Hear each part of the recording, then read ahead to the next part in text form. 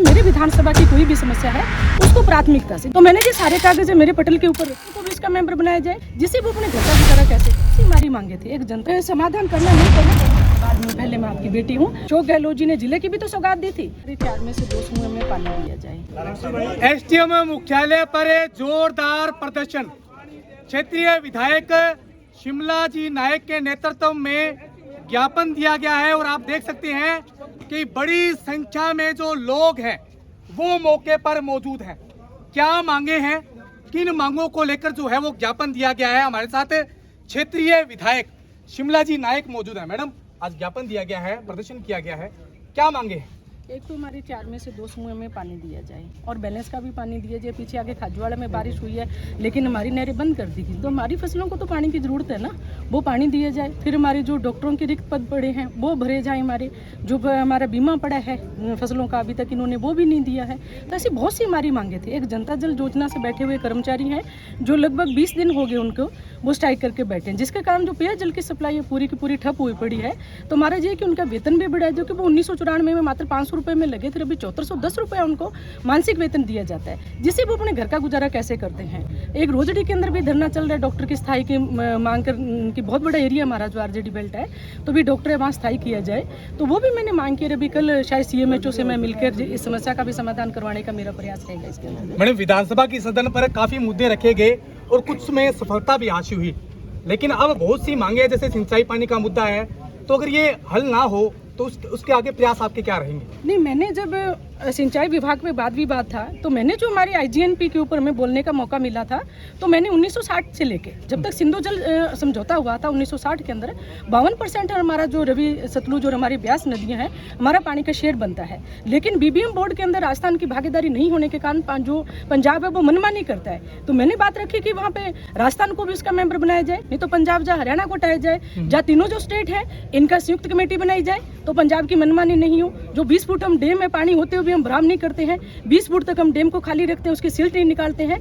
तो अभी 3-4 दिन पहले मैंने पेपर में भी दिखा है, हमारी तरफ से जो हमारे अधिकारी हैं इरिगेशन डिपार्टमेंट के, उन्होंने लिख के भी भेजा कि 10 फुट डैम को बढ़ाया जाए। और जो BBM की बोर्ड की बैठक के अंदर राजस्थान को मेंबर के संबंध में भी न्यूज चल रही है। तो मैंने जो सारे कागज मेरे पटल के ऊपर रखे थे, क्योंकि जो मेरा एरिया जो किसानी पे निर्भर करता है, खेत में है तो हम लोग आबाद हैं, अगर खेत में कुछ नहीं है तो हमारा एरिया आबाद नहीं है। तो मैंने प्रमुखता से मेरी मांग रखी थी। गुलाबी सुंडी के कारण भी बहुत बड़ा नुकसान हुआ था। इस बार लगभग 42% हमारी जो नरमे और कपास की कॉटन की फसल है वो कम बुआई हुई है, तो बहुत भारी हमारा नुकसान है। जबकि कॉटन एक ऐसी फसल है जिससे हजारों लोगों को चुगाई से लेके चाहे धान मंडी में जाती है, चाहे धागा फैक्ट्री में जाती है, रोजगार दिया जाता है। इसके ऊपर भी मैंने सरकार से मांग की है कि निःशुल्क आप जो कीटनाशक हमारे किसानों को उपलब्ध करवाया जाए और समय रहते इसकी व्यवस्था की जाए, वो भी मैंने मांग रखी है। और इसके साथ साथ जो व्यापारियों से संबंधित भी मांग थी, हमारे जो सरकारी एजेंसी के माध्यम से, जो व्यापारियों के माध्यम से सरकारी एजेंसी है जो जिन्स खरीदती है, लेकिन वो उसके अंदर 41 रुपये 40 पैसे देती हैं प्रति क्विंटल के हिसाब से, जबकि मंडी एक्ट के तहत 54 रुपये मिलना चाहिए। तो वो उनके आड़त के हिसाब से भी मंडी एक्ट के तहत उनको आड़त दी जानी चाहिए। तो ऐसे बहुत से मुद्दे थे किसानी से संबंधित है। फिर शिक्षा से संबंधित 30-40 सालों से हमारे किसान पीड़ित हैं जिनको मालिकाना हक नहीं बन रहा है। हालांकि ये बहुत बड़ा हिमाचल गवर्नमेंट और राजस्थान गवर्नमेंट के बीच का ये मैटर है, लेकिन फिर भी मैंने मांग रखी है इसमें। तो मंत्री जी ने कहा था कि शिष्टमंडल आप लेके एक आइए तो हम बातचीत इसमें करेंगे। तो मेरा प्रयास ये रहेगा कि विकास जी, मेरे विधानसभा की कोई भी समस्या है उसको प्राथमिकता से, जो सार्वजनिक हित से संबंधित है। तो नगर पालिका के मैंने 2011 से लेकर जो जनगणना थी उस टाइम में 21,160 जनसंख्या थी, आज 35 से 40,000 की जनसंख्या है और डिजर्व करती हैं। ADJ कोड थे हमारे, जहाँ थाना है हमारे, तो सारे जो सरकारी ऑफिस है हमारे हैं और जो डिजर्व करता है एरिया, ताकि हमारी जो नालियों का है, रख रखाव है, साफ सफाई है, बहुत से हमारे सफाई कर्मचारी आएंगे, रोजगार मिलेंगे। तो वो मांग मैंने जो मेन बजट था उसमें नहीं दिया, सप्लीमेंट्री बजट में मैंने CM साहब से मिलकर सारा दिया, मैंने पूरी डिजाइनें मैंने दी। फिर व्यक्तिगत में मंत्री जी से मिली, उन्होंने कहा नहीं MLA साहब पूरी प्राथमिकता। मन सर, ये अनूपगढ़ विधानसभा भी आपके राजस्थान का हिस्सा है।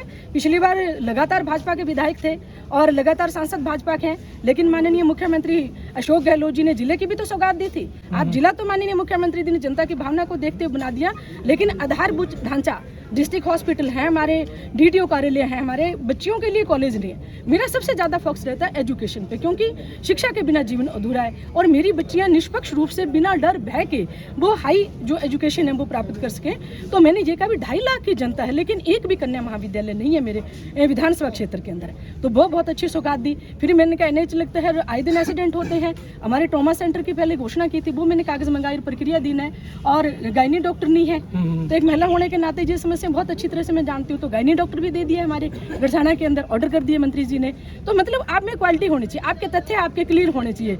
विधानसभा एक बहुत गरिमामय सदन है, वहाँ जो भाषा शैली मैंने देखी है बोलने करने का, मेरा प्रथम ही ये सेशन था, लेकिन मैंने चाहे आपके किसान से संबंधित हो, चाहे व्यापारी से हो, चाहे विद्यार्थी से हो, चाहे हेल्थ के संबंध में हो, और चाहे अपने नगर पालिका से संबंधित हो, जो समस्या मैं प्रमुखता से रख सकती थी और जिस चीज़ों के लिए मेरी जनता ने मुझे चुन के भेजा था वो प्राथमिकता से मैंने वहाँ रखी है। मैडम, सिंचाई पानी का जो गहन मुद्दा है, क्योंकि इलाके में देखा जा रहा है 58% रेगुलेशन जारी करना, क्या इस बार वो हल होगा, वो समस्या हल होगी, क्या नहीं, समाधान देखो, होगा? समाधान करना नहीं करना गवर्नमेंट का काम है, मेरा तो वहाँ पे बात रखने का काम है। तो IGNP का इसके साथ साथ आज 35 साल हो गए हमारे खाड़े बने हुए, खाड़े जर्जर अवस्था में है। तो मैंने कहा CAD के तहत हमारे खाड़ों को बनाया जाए, वो भी पंजाब के तर्ज पे बनाया जाए, क्यों पंजाब के अंदर जो खाड़े की दीवार है वो 9 इंची बनाई जाती है, जिसकी जो लाइफ टाइम होता है 30 से 35 साल का होता है, जबकि राजस्थान के अंदर जो खाले बनाए जाते हैं वो 5 इंची उसकी दीवार होती है, तो उसकी जो लाइफ टाइम है 15 से 20 साल का मात्र होता है। तो वो भी मैंने डिमांड की है। और फिर जहाँ से नहर हरी के बराज से निकलती है 0 RD से 35 RD तक बहुत हमारी IGNP की हालत खस्ता है, इसकी रिपेयर भी साथ साथ होनी चाहिए, इसकी भी DPR बढ़नी चाहिए। तो जब मैंने देखा उसके अंदर, और वो टेबल क्या समय उसमें लिमिट होता, तो मैंने मेरे सारे कागज थे वो टेबल कर दिए थे जीती सिंचाई से संबंधित। मैडम, गढ़साना नूपगढ़ में आज आप पहुंचे हैं, खूब जश्न मनाया गया है, तमाम कार्यकर्ताओं को क्या कहना चाहेंगे? देखो, मेरी ताकत ही मेरा परिवार है। आप कार्यकर्ता कहते हो, मैं कार्यकर्ता नहीं कहती जी, मेरा परिवार है जो मेरी ताकत है, जो मुझे हौसला देते हैं।